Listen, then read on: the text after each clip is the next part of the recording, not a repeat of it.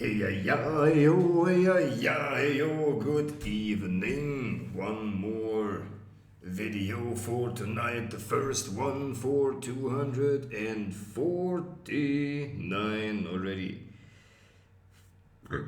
This is so fun and easy, alright. Let's do one more hour here of content production, hey.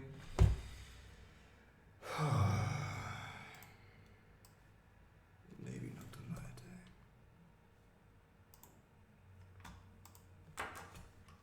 Let's go to watch it for some 15 minutes. Dress, sports, being very concerned about other people's opinions, which is not necessarily a bad thing. It gives you also a lot of empathy. You see, but is it that? Is it the more artsy, sportsy, being inspiration for others by thriving in that? Or is it more economy, business, creating wealth? I think this is pretty self-explanatory what I mean by that. Is this the areas? Do you like to sell stuff? Do you like to create a business? Do you like to interact with customers and feel important as a businessman or woman? Is that what you like? So something, either you underline it once or twice when it really hits you, figure it out, feel into it, see if that's an area that you like. Or religious, social interrelations or philosophy, thinking about society, about politics, about how things work together on a global scale, social interrelations. Is that what you like? Or is it more nature, biology, animals, plants, all the nature itself? You see, learning about everything that's out there. And you don't need to become a marine biologist to satisfy your interest in nature. There are so many other ways. You see, for example, you could have a bicycle rental. If that's what you like, you combine the economic thing with the nature thing, and all the people come in and you can give advice and this little area there is beautiful to drive around, take out your bicycle, and you see what I mean? You can figure out the things, how you meet your needs. Or is it science, more thinking, planning, collecting ideas, figuring things out, theories, hypotheses, testing, planning, making studies, science, learning, being right, also criticizing others in a very playful way so that everybody grows. Is it that? Also more creating things, for example, woodworks, artworks, or pottery. Do you enjoy that? So what is it? Now I've given you a list of basic areas of human interest, and as I said, from starting out where you are right now, feel into what attracts you. And these are the essences of the activities of what attracts you. And in the next video, we will all be going into the needs. This is more the psychology side, but they both go together. They're nuances. They can't really be delineated and distinguished. They both go together, but this is more the area, the general area of interest of what do I actually like, and then the next video is going to be about what feeling is it that I truly like about that. So with this being said, I hope you have checked a few or underlined a few so that you know what really attracts you in the things that you do right now. So with this being said, let us jump right into the next video. I'm back. So now that you know what areas, basic areas of human interest there are, now we go into the human needs, because it is very important that your secondary purpose, the things that you want to do in life, they go effortlessly and they meet all your needs. Now, it must not become kind of an obsessive thing. The most important thing here is an attitude of trying courageously and then evaluating truthfully. Just trying things out, you see? Move it, change it, adjust it, see what happens without being stuck in this analyzing pattern. So what human needs are there, and I would recommend you to also underline and double underline the things that really hit you and underline the things that mildly hit you also from this list. So we work on kind of two ways: the basic areas of human interest and the human needs, and then you figure out what do you like most about those, and after that you've gained much more clarity about the things that you do right now. And then we go into the next video, and this is the last video of this module, where we recapture the entire process and when we bring all those together so you know which decisions to make, and this is what module number 3 is going to be all about. So with this being said, let's start. First one on the list is love and connection, interacting with other people. Some people have more of a need for that, but this is a basic need of everybody. Now, the thing to evaluate for you is how much of a need is that? Is it crucial? Do I crave that on a daily basis? Or is that something that comes just by itself when people give me a compliment and thank me for my work? Or is it really like crucial that I truly feel that day by day? Do not judge yourself. Your needs are your needs. You see, it's just about finding the lifestyle to meet your needs in this way. So interacting with other people, this is the social component. Also significance and competence, being valued in society. You see, us humans as a social animal in a social group, in a large social group, we split up the work so everybody has some area of competence and interest, and they all serve together the whole of society. So it's ingrained in our psychology to have some area of interest where we need the feeling of competence and significance and being valued in society. This is not something bad. It has some egoic shade to that when you think like, I'm such a great whatever. But it's a basic human need, so let us look at that and let us evaluate that. What area do you gain the most competence and significance from? In which area, if you get really good at that, competent, and you feel good about it when others compliment you and you're being valued for doing or being that, which area is that most? Is it like being a leader? Is it like making great furniture? Is it like cooking beautiful jam, like strawberry jam? Is it being an inspirational business leader, like you running your own company? Is it in the sports team? Is it, what else do we have? Come up with your own answer. That's what it's all about, Competence, significance, which area where I feel competent and significant, which area does me fill up most? That's what it's all about. Also self-expression, creation, interaction with the world, imprinting the world. This is another basic human need.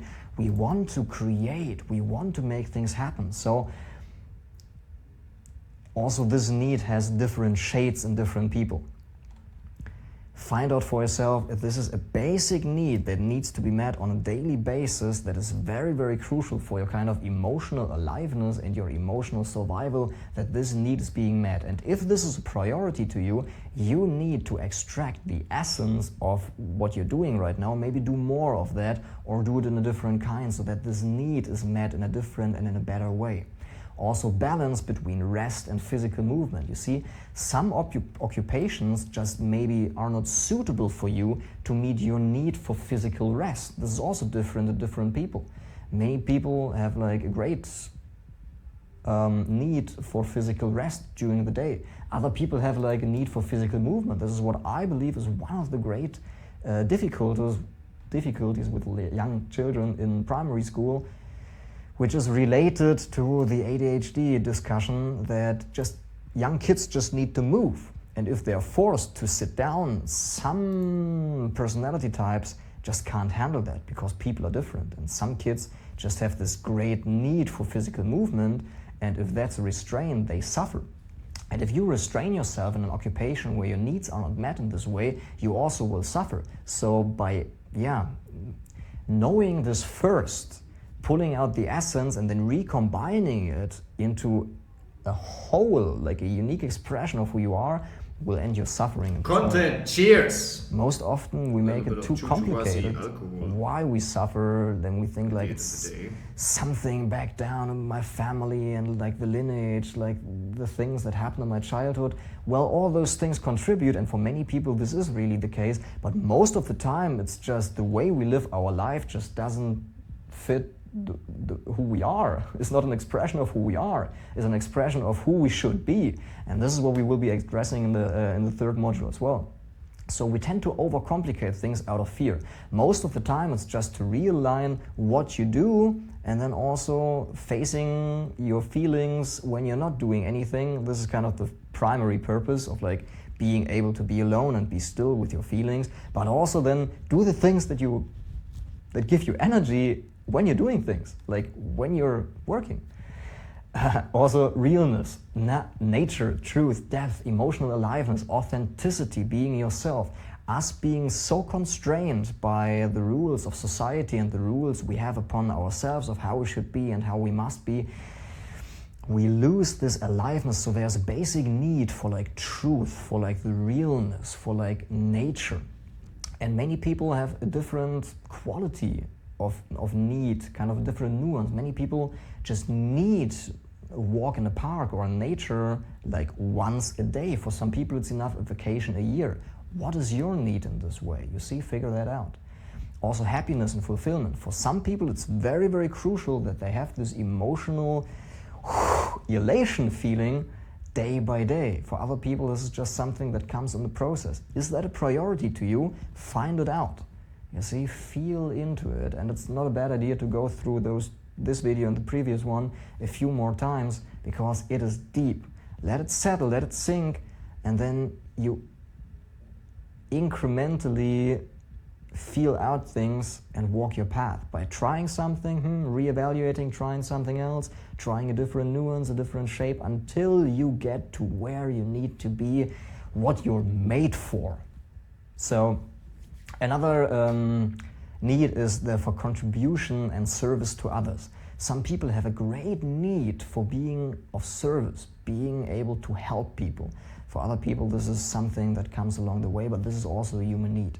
Something else that I want to say here, all those needs that you see here, you have those needs. So if you see that, or if you believe you do not have this need, then you really need to look into why do you feel fear, why are you afraid of having this need, what does it mean to you, what kind of person are you by having this need, because everybody has those needs, and by not being able to see them, they are remaining like in the dark, and that is not a good thing. So bring them up to the light, so to speak, and like looking at those needs that you have them. It's just about evaluating how strong the need is, how much is this need a driving force in my life. This is what this evaluation is not about. It's not about either or, whether I do or whether I don't. It's about the intensity. That's it. And also growth and evolution. You know, life grows. Life is growth. Life is development. Life is becoming more, growing. So you have the need for growth as well, for making progress. For some people it can be compulsive. For other people they tend to be on the other scale of like inhibiting their own growth. Find out what is your favorite flavor of growth and how much do you need it. Myself. So with this I've given you a list of the basic human needs that we all have, and together with a list of human interests you have now a great understanding, I hope, by really doing the exercise and underlining things, that you really figure out what do I like about the things I do right now and right here. What are my needs? What do I need emotionally from the life of my dreams? And with this being said, let us jump into the next video where we bring this all together and we reevaluate the alchemy of life. Welcome back. This is the last video of the second module, and here it was all about emotionally understanding the alchemy of life process. In the first module, we have mentally understood those concepts. Now we have felt into it emotionally. What does attract me? What do I feel repelled by? What is the intensity of my need? And all that. And in the third module, it's all about taking action, making decision, and connecting it to a higher purpose, so that we really make some life-altering decisions and it doesn't remain as just a course that I've seen and I've heard a few interesting things, did a few exercises, but then nothing happened. I really would like to see and to hear your feedback on actual transformation. So let us recapture. We've said the path is to find something in which things happen effortlessly. It's like effort, you do things, but effortlessly. And when does that happen? When all your needs are met and it actually fills you up more than it drains you. The reason why activities drain you is because underlying your belief structure, there's something that tells you this gets me more away from what I emotionally need, and that's why it's draining to you. You actually would like to do something else that you would find fulfilling, but you believe you need to do that, and through this conflict of what I do and my internal attitude to what I'm doing, there the energy gets burned up. If that's aligned, if I do something and I feel truly like this, I like that, I need to do that, or I want to do that, or I even have to force myself to do that, but it's quite okay that I have to force it just for a limited time. Once the alignment is there between what I'm doing and the place, the motivation it's coming from, then the energy doesn't get burned up. It gets only burned up when there's a discord between what I'm doing and whether I feel like I must be doing that, and the resistance towards what I'm doing. And with effortless effort, you don't have any resistance towards what you're doing. That's what it's all about. And also something that meets all your needs. We have had the list of your need structure. Everybody has those needs. Now it's for you to understand in what quality, in what nuance, in what way shall I meet those needs, and how much of a need is that? How often do I need this met? This is what you need to have to figure out for yourself. So to find the pathway in your life, your secondary purpose that meets all your needs. And also to combine the different fields of interest to one unique combination. Do not settle for the extraneous that just comes with it. The idea of the alchemy of life process is, number one, to start where you are at right now, doing those exercises, going through the needs, going through the areas of human interest, and pulling out, step number two, pulling out the essences of what you actually like about what you're doing right now. Don't become too bitter because there are quite few things that you dislike. Focus on the things that you do like right now, right in this moment, in the things that you do, and pull out those essences, and then cutting away the extraneous. That means first mentally cutting it away, thinking like, okay, I actually just need this, but I don't like all the rest. So what are the decisions that I could be making? I'm not saying commit yourself to make those decisions, just play around with it in your head at first. What could be a way, if anything was possible, what could be a way to combine those needs that I have, combine those areas of interest to one unique expression? And then all the information becomes available, and once you have the clarity of that you would actually have a change, then you let the process happen. You get inspired. All information about doing things differently is on YouTube, is in blog posts. It's all free, available on the internet. And if you've really chosen a path, then you can go to a specific seminar on how to create your own social media agency, or how to be self-employed as a restaurant owner, like how to be a consultant for restaurant business, how to be, you see, if you want to be in a restaurant business but you don't want to run a restaurant, maybe you can be a consultant for restaurant owners and evaluate the processes in the kitchen, so you feel out like what's going right. You see what I mean? There you have the need of the teacher that's being met, and of other people coming to you asking for advice, but it's not necessarily that you run a restaurant, you see? Once that's clear what you want, the essences, then you can be creative in combining those. And the thing is, I can't do that for you. I can't potentially exhaust all the combinations that they are. This is your pathway. You need to assume responsibility. Don't give it away to me. Do not become bitter because I can't solve those things in this course. Actually be glad that you are on this path of discovery, because that makes it such a more valuable, precious gift once you actually have it figured out. Yeah, as I said, cutting away the extraneous, this is the purification part, and then recombining those essences in a creative way, figuring things out. All the information is there, as I said, and then connecting it to a higher purpose. And what that means is to feeling out which motives am I doing the things that I really want to do right now, and then feeling out the kind of feelings behind that make it compulsive, or that make it believe that you really truly need that for survival.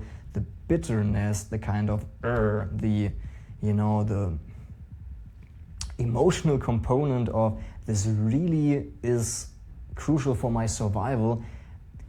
By feeling those things through and releasing yourself from those fears, a transmutation of the motive happens where you have the same areas of interest, very likely, but they are being shifted from wanting to get for yourself into I have everything that I need emotionally, and now it's just all about giving in the things that I like. This is then the transmutation to the higher purpose, and this is what we're going to be doing in the third module. So I hope this was very insightful, and I also hope that it was dense enough so that you actually could work through that, but that you feel that there's still something to come. I believe like this module can be gone through quite a few times, and I recommend doing that, but feeling it out, you see? Don't make it a head thing of like watching it 3 times in a row. As I said, incrementally making a shift and then really starting the process all over again. What do I like about it? What can I strip away? And so you get more pure, so to speak, to a real expression of who you are and what you're meant to be doing in this life. So with this being said, thank you for sticking with me to the end of the second module, and let us jump into the third module. See you there. Welcome to the first video of the third and final module of this course. Now, I would like to give you a brief introduction with the recapturing of what has been happening so far and how that all works together, because you know it for yourself, I've said it before, that knowing the structure and learning the steps is crucial so that everything that you learn can fall into its proper place and can be truly integrated. So in the first module, it was all about understanding the things emotionally, your first purpose and your second purpose, your primary and your secondary purpose, and why it is so important to make this distinction. We've made that crystal clear. In module number 2, it was all about the emotional component of that. How do I feel about those things that I'm doing, and how do I pull out the essence of what I actually like about that? How does it fit my needs? How does it meet my needs? And how do I recombine those things so it fits to a more whole and pure expression of who I am? So mentally first, emotionally then, and now it's all about doing the things actually. That means by action. In this module, in this final module number 3, it's about real life decision making and the application of the alchemy of life process. So not only do you then understand it, not only do you feel through the things, but you actually take action and make decisions so you see some real changes, because frankly said, like this is what it comes down to, making those decisions so you actually get some results and see some changes. So with this being said, let us jump right into the third module. In this video, it's all about the shoulds. We either follow what our heart says, what we really want, or we follow what our mind says, what we actually should be doing. And this is the biggest discrepancy in the human psyche, in the human life anyway, that there's something that our heart suggests and then we do something else, because we believe in doing something else we get what we need. And what we need is always happiness and fulfillment, because whatever we do, if you really boil it deep down and keep asking the question, why am I doing this? What's the emotional payoff? Why am I doing this? What emotion do I want to get from that? How does it make me feel? It's all about fulfillment and happiness. So this means that the shoulds are actually only an emotional substitute, and the substitute is not the real thing, it's just something that substitutes for being yourself, because true happiness and true fulfilling comes from you being just yourself. In this way, you're at ease, you're poised, you're restful within yourself, and you express yourself in the way that it's good for you and that you feel like. Now, by living from the shoulds in the head, that actually means that we believe, okay, I need to become this consultant for exactly this company at McKinsey, and then I will have the freedom, and that will make me happy. Instead of finding what is really true right here and right now, who am I, what does my soul really want to express itself to the world, like what do I really want to do, what are my heartfelt desires, this will make me really happy and fulfilled being myself. But we believe in wanting to be something that we are not, something else, neglecting the state that is right here and right now, that this will make us more happy than who we are right now. But this all comes from the fundamental misconception that the happiness is only imagined, is only projected in the future, and the only thing that prevents our happiness right now is actually the thought about the future. So right now we are unhappy because we believe that we need to be doing this so we will be happy in the future. But that's the fundamental misconceptions, as we shall see. Now, shoulds are taking you away from being yourself, because in being yourself, you just are yourself. But this requires facing some deep fears, that in letting go everything that you want to be, you're actually okay. And there's abundance of love and attention and everything that you want and need when you're being yourself, when you stop struggling, you stop striving. But it's important to see that in letting go of wanting to be different than you are, you rest in yourself. And frankly speaking, that's the only way to become truly happy. And I believe that this is the core fundamental distinctions that we need to make, where people really start to shift, because I'm truly excited about finding a method, like a methodology for people, so they really make those shifts. And I believe it's about turning the things that we actually want, that we try to get by becoming something we are not, the emotional payoff of happiness and fulfillment, seeing that in wanting to be different, I actually prevent my happiness and my fulfillment, the deep payoff that I seek emotionally, and turning it onto itself, that by letting it go, facing the fears of letting go, of wanting to be different than I am, wanting to be that instead of staying where I am, letting go of that will actually get us to the happiness. And I believe this is the way to go to understand that. So I would like to introduce the topic of the core wound to you at this point, and maybe you've heard me speak about this before, because this is one of the fundamentals of everything that I give people.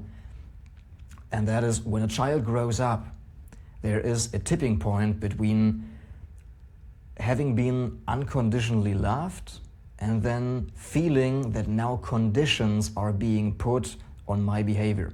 That means at some point the parents sense that it now makes sense and it's the right time to teach the child the rules of the family and the rules of society. Previously to that, the child was given everything: love, food, attention, cuddling, everything that the child needs, and it feels like everything is being provided for. I have everything that I want, I just got to ask for it, in terms of like speak it, like shouting. It can't speak at this point, but shouting. And then the parents start, okay, now they sense like the child is growing more and more mature in its development, and now it's the time to teach it the rules. And now the child feels, well, I can't be just who I am, like express myself in the way I want to get all my needs met. Now I need to be a certain way. When the parents say, well, sit straight on the table, or don't eat with your fingers, or something like that, or don't be sad right now, In all those ways, the child then feels, okay, I need to be different than I am. Now I'm not enough anymore, and I need to alter myself to get this love and attention that I seek. Because as a young child, it is also a physical need. The child actually physically dies if it doesn't get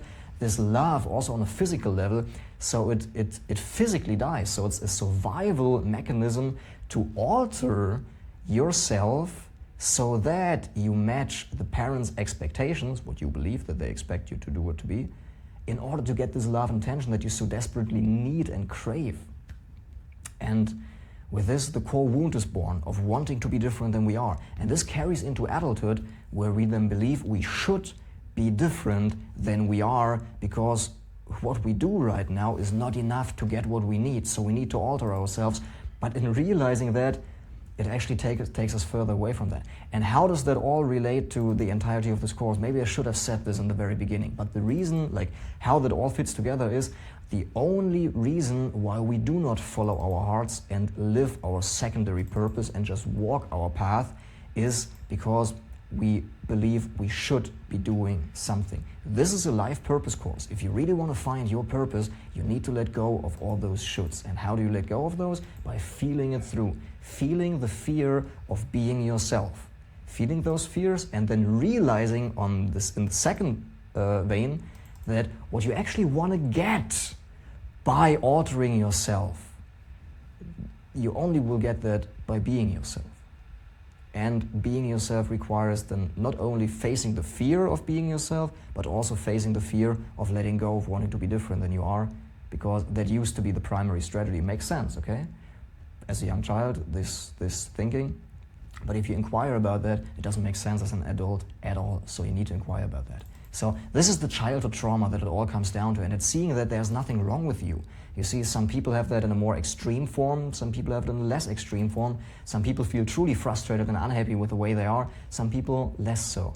but everybody has that, and we need to address that, and we need to inquire about that. So go to work on yourself on that, because that will change everything when you're being okay the way you are.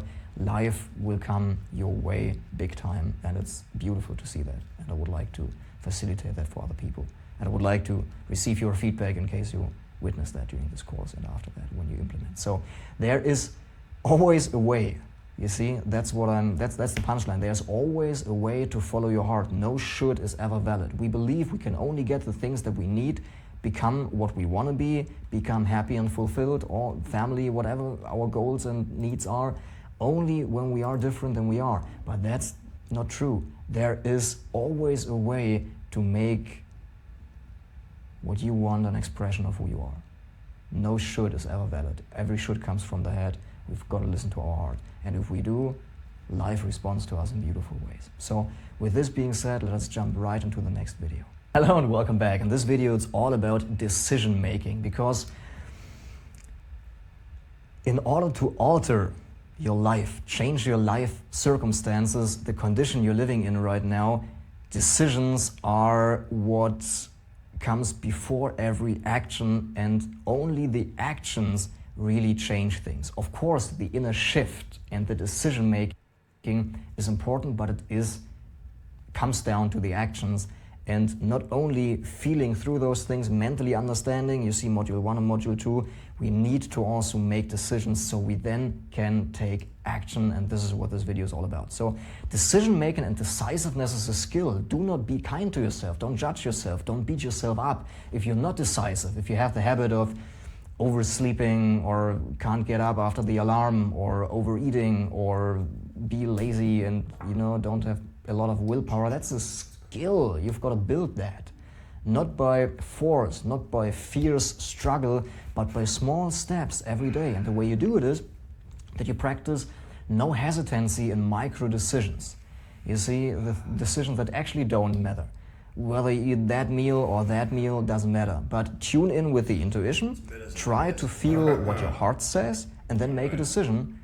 And so practicing no hesitancy in the micro decisions, but intuitive evaluation in the macro decisions. So for the micro decisions, you just want to feel and act decisively. In the macro decisions, you want to feel and let it sink in, and try to see it kind of objectively, without involvement in too much emotional, that it doesn't have too much emotional charge, this decision. So you actually really tune in with that, let it settle over a few days, and you practice that in the macro.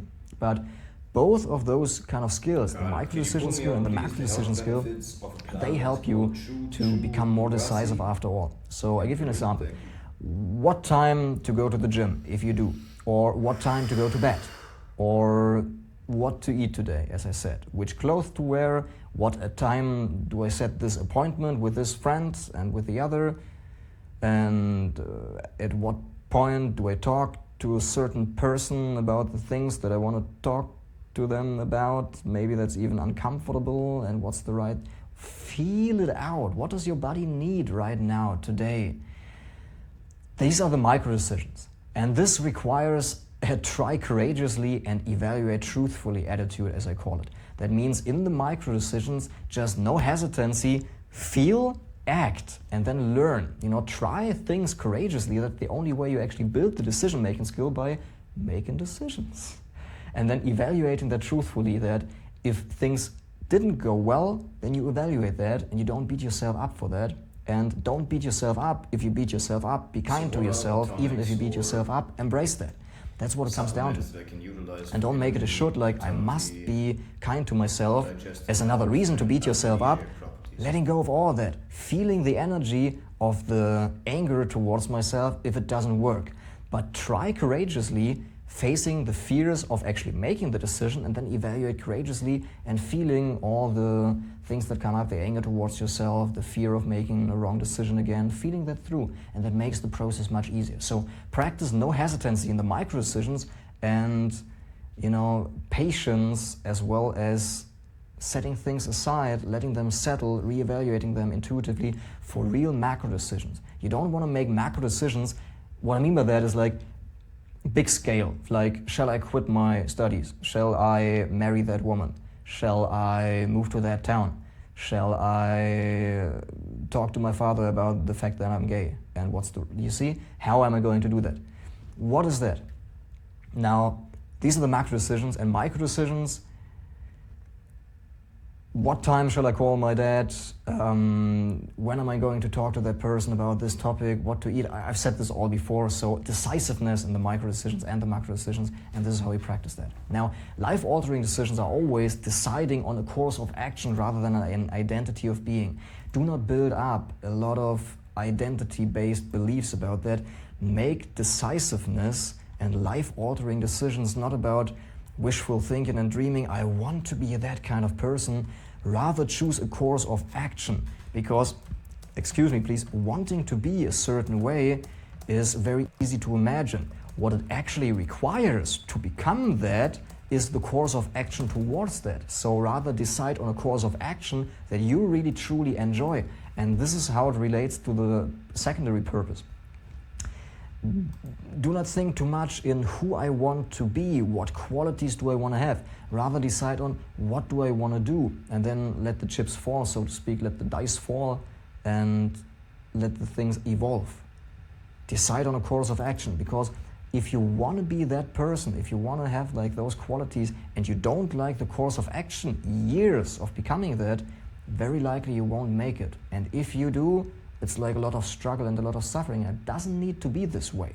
Decide on a course of action, and then the things will fall into place afterwards, because you're quite happy and fulfilled, and you're truly excited about every new day.